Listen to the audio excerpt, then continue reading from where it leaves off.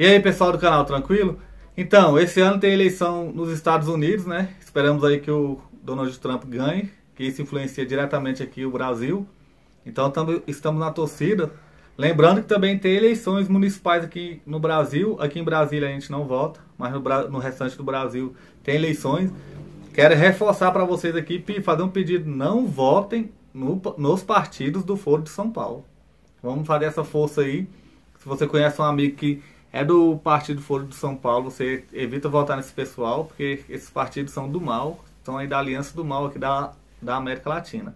Lembrando também aqui, nosso sorteio vai ser quando chegar nos 120 mil inscritos, sorteio das canecas. E quero agradecer a todos os inscritos, confira sua inscrição. Quem quiser ajudar o canal, os links estão na descrição do vídeo. Vamos pro vídeo sempre com Deus, Pátria, Família e Liberdade. Submente, Olavo tem razão. Eu até reproduzi ali um belo poema do Antônio Machado, em que ele celebra uma árvore caída, né? Em que ele observa e diz: deixe-me aqui anotar o que você é antes que alguém te transforme em alguma coisa. Você te transforma num móvel ou queima na lareira, e daí você vai ser outra coisa, não vai existir mais. Mas eu estou vendo você agora como você é.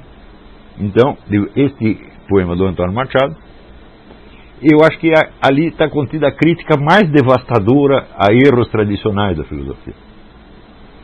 Erros que na própria época do Antônio Machado, pouco antes até, estavam sendo consagrados como normativos. Toda a filosofia da praxis não passa disso. Não é isso? Nós não queremos entender a situação, nós queremos mudá-la. Eu digo sim, mas depois que você a mudou, ela não existe mais, você não tem mais como compreendê-la. Não é isso? Então, por exemplo, eu posso pegar uma pessoa que eu não estou compreendendo e transformo a pessoa num cadáver, então eu não preciso mais compreendê-la, eu dou um tiro na cabeça dela. Para que você trabalha e compreender esse cara se eu posso mandar ele para o beleléu? Então, a filosofia da praxis, na verdade, é a desistência de compreender. E ela consagra, vamos dizer, a ação transformadora. Portanto, ela consagra o sujeito ativo como se fosse o centro da realidade. E ainda tem a cara de pau de dizer que é um materialismo. Eu digo, mas que raio de materialismo é esse onde só o sujeito existe? O resto são tudo aparências que você vai modificar. Isso é um idealismo subjetivo do mais doido que já existiu. Mais doido que o do Zenão. Não tem nada de materialismo ali. Então, do mesmo modo, no pragmatismo, cujo desenvolvimento é mais ou menos contemporâneo com o do marxismo, acompanha até hoje existem pragmatistas, existem marxistas,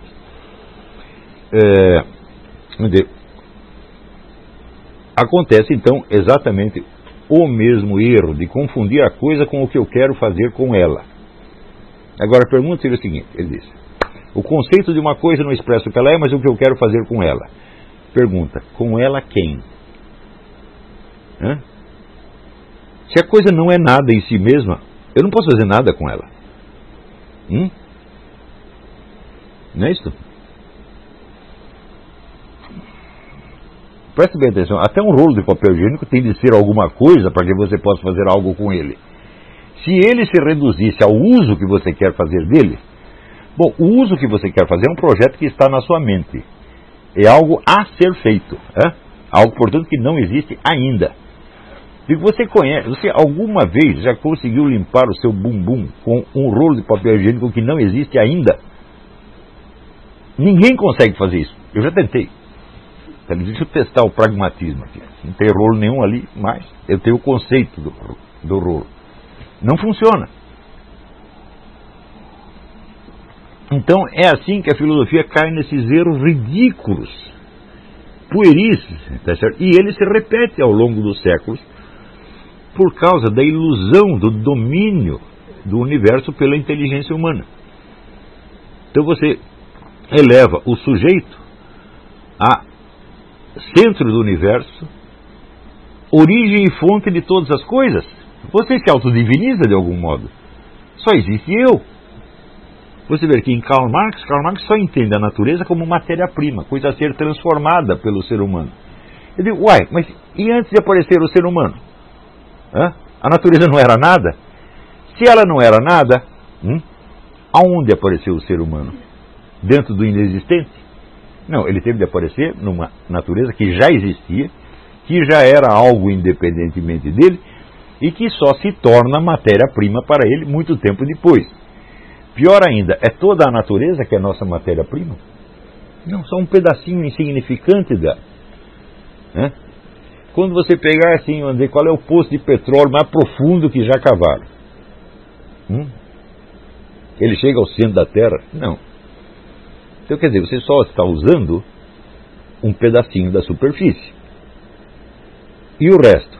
O resto não é matéria-prima, coisa nenhuma. O resto é simplesmente uma presença que te cerca e dentro da qual você está, e que jamais se submeterá integralmente aos seus planos.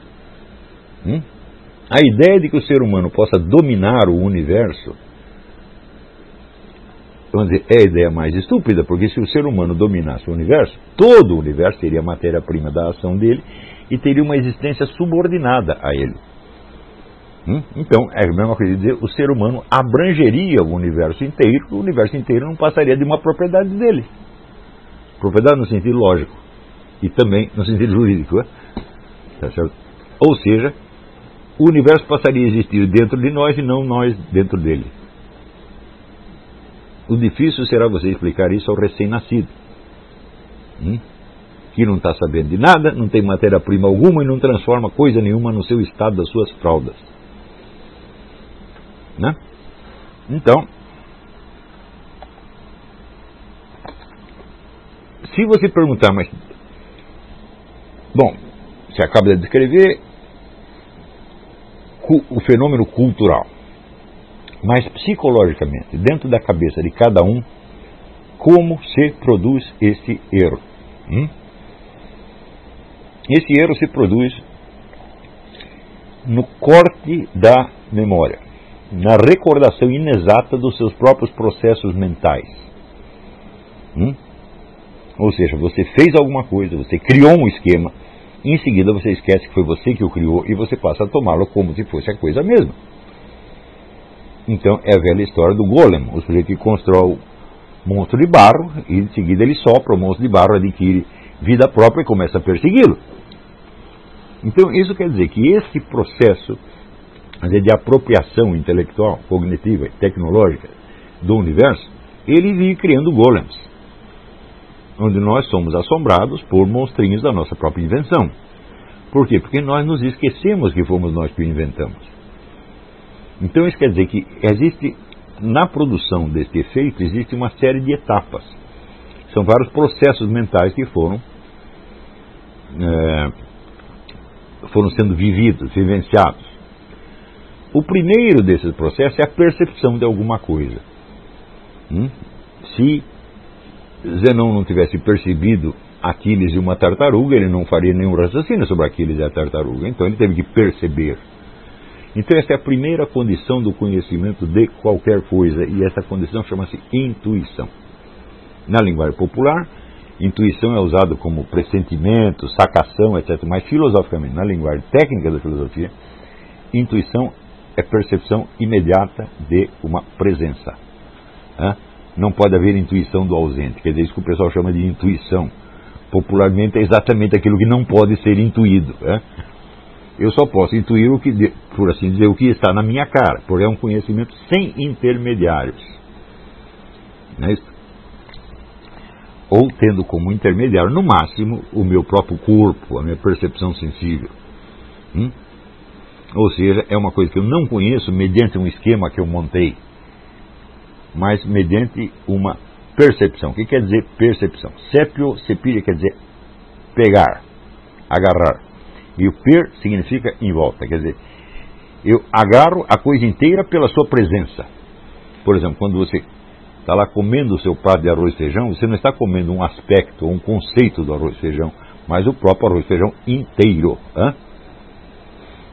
Quando você vai para a cama com a sua digníssima, você não está transando com um pedaço, ou com um aspecto, ou com um conceito dela. Você tem que levar ela inteira.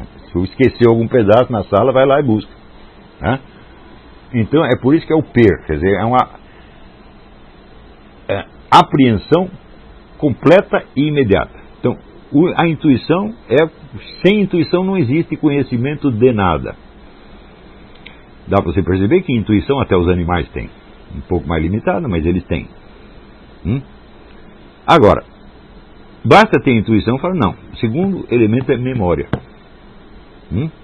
O Aristóteles, no começo da metafísica, ele começa a dizer que os vários graus de conhecimento entre os animais dependem deles terem memória. Então, quanto tempo dura a sua memória? Quanto tempo você é capaz de reter algo que você percebeu? Por exemplo, se eu percebi algo e começo a pensar sobre aquilo, no instante que eu estou pensando, eu não estou mais olhando para o próprio objeto, mas olhando para a forma dele que eu conservei na minha memória, a qual forma já é uma seleção. Por exemplo, se eu olho uma vaca, eu sei que ela está cheia de leite. Mas a forma da vaca que se conserva na minha memória não tem leite nenhum. Senão começaria a vazar leite pelo meu ouvido, nariz, etc, etc. Então, eu conservo uma forma esquemática da vaca que eu me lembro que ela se reporta a uma vaca existente que estava cheia de leite. Não é isso? E eu não preciso ter leite na minha cabeça para eu me lembrar que a vaca tinha leite. Tá certo? Agora, se nesse trânsito da percepção para a memória e depois para o pensamento, isso é, os raciocínios que você faz, não em cima da vaca, mas em cima da forma que você conservou na memória, você conserva essa forma na memória, dá um nome para ela, e daí você faz um raciocínio. Agora, acontece que tudo isso se reporta a uma vaca anterior que não era sequer uma percepção, que era uma coisa. Que a coisa se transforma em percepção, que se transforma numa forma da memória, que se transforma num conceito, que se transforma num raciocínio. Ninguém consegue fazer de outra maneira. Só quem consegue pensar sobre coisas é Deus. Nós pensamos sobre signos de coisas. Mas, justamente aí, nós temos que nos lembrar da nossa limitação, da nossa deficiência. E lembrar que os signos de coisa que se conservam na minha memória não são as próprias coisas, mas tem uma dívida para com elas. Ou seja, eu tenho que retornar às coisas de novo e de novo e de novo. Para que o meu raciocínio sobre a vaca valha alguma coisa, eu, quando chego a uma conclusão, eu tenho de voltar a examinar o quê? A forma do raciocínio? Sim, tem que examinar a forma do raciocínio, para ver se ela é correta, mas basta isso? Não, você tem que voltar a examinar a vaca. Por exemplo, aqui tem a vaca e o touro. Eu raciocinei e falei, só quem dá leite é a vaca, a fêmea. Conclusão está certa? Tá. Como é que eu sei que ela está certa? Porque eu volto a examinar a vaca e fico esperando que o touro dê leite, ele não dá, pô. Não é assim? Então, esse retorno à realidade, esse retorno do pensamento à realidade, marca, vamos dizer, o limite das nossas possibilidades. Todo o nosso pensamento é nada se não existe em torno de nós a presença do universo ilimitado, ao qual nós temos de retornar e retornar e retornar e retornar, sabendo que o nosso conhecimento está subordinado a ele e não ao contrário. Acontece que nesta passagem, quando Zenão faz o seu raciocínio, ele pega lá Aquiles e a tartaruga, ou pega a sala, guarda na memória, em seguida mede mentalmente essa forma conservada na memória, ou seja, transforma essa forma, essa figura, numa medida, em seguida analisa a medida e acredita que o que ele concluiu da medida se aplica não apenas à forma que está na sua memória, mas ao objeto correspondente. Onde está o erro? Está na memória. Ele se esqueceu do que ele estava fazendo. Ele foi infiel à sua memória. Está entendendo? Ele foi fiel ao pensamento. Ele segue o curso do pensamento. Mas no curso do pensamento, ele corta o fio da memória. Ele já não se lembra mais do que ele fez no começo. Praticamente todos os erros em filosofia surgem disso. E então, se você perguntar assim, onde está o senso da verdade? Ele está na sua memória, meu filho. A memória tem esse problema. A memória é a mesma função que a imaginação, que a fantasia. Ela cria formas. Só que você pode criar formas de acordo com uma pauta que você pegou dos objetos percebidos, ou você pode criá-los livremente de acordo com o seu desejo. Não é isso? Eu, por exemplo, posso tentar lembrar uma casa que eu vi, ou posso inventar uma casa da minha cabeça. A função é exatamente a mesma. É como você desenhar de memória, desenhar da natureza. Se olha uma coisa, olha lá uma maçã, uma mulher pelada, qualquer coisa, né? Eu desenhei muitas mulheres peladas na Escola Pan-Americana de Arte. Então, lições inesquecíveis do meu grande professor Luigi Neviani. E aprendi muita coisa, não só de desenho, mas também da observação. E ali eu vi a tendência incoercível que a mente tem de se desviar do objeto percebido e criar a sua própria forma. Porque parece lógico, parece mais coerente. Daí vem o professor e diz, não é assim, olha lá de novo. Daí você olha e fala, raiz, não é que é assim? A curva não era como eu a percebi, o umbigo não está exatamente onde eu imaginei, e assim por diante. Então, esse retorno à natureza mostra a sujeição do nosso pensamento a um universo infinito que nos transcende, que nós não criamos, que nós seríamos incapazes de inventar e do qual nós dependemos para tudo. Porém, acontece aquilo que observou o Wilhelm Wöhringer no livro sobre o estilo gótico, que o ser humano tem terror do universo. Ele vê o tamanho da coisa, negócio do Pascal. A solidão desses espaços infinitos me apavora. Existe não somente o espaço infinito, mas existe o tempo. E todo o tempo que me antecedeu. Eu apareci aqui depois de não sei quantos milhares ou milhões de anos. Eu não sei o que veio para trás e não sei o que vem para frente. Não é isso? Então, o universo não está à nossa mercê. Então o que nós fazemos? Nós nos refugiamos para o mundo dos nossos pensamentos que nós dominamos e em seguida fazemos a mágica de supor que o universo obedece às formas do nosso pensamento. E como o demonstra o Teorema de Pitágoras, isso não acontece, nós não dominamos. O nosso pensamento chega num ponto onde você tem que optar. O meu pensamento diz que a medida da hipotenusa é infinita. Eu não posso terminar de medi-la jamais. E, no entanto, eu olho a hipotenusa e vejo que ela termina em algum lugar. Está entendendo? Então, em vez de nós buscarmos o que é o senso da verdade, nós tentamos abordá-lo por esse aspecto, onde ele falha. E ele falha nesse ponto. Então, esse ponto, essa fidelidade à memória, isto é o verdadeiro senso da verdade, e é por isso que só existe verdade e senso da verdade na confissão. Eu tenho de confessar para mim mesmo o que eu já sei, para eu poder partir daí para descobrir o que eu não sei. Senão, o que eu descobri daqui para dentro é falso, porque baseado nesse salto do conhecido para o pensado. Está entendendo? Sem isso não existe ciência. E aí, pessoal, estamos mandando aí caneca para todo o Brasil.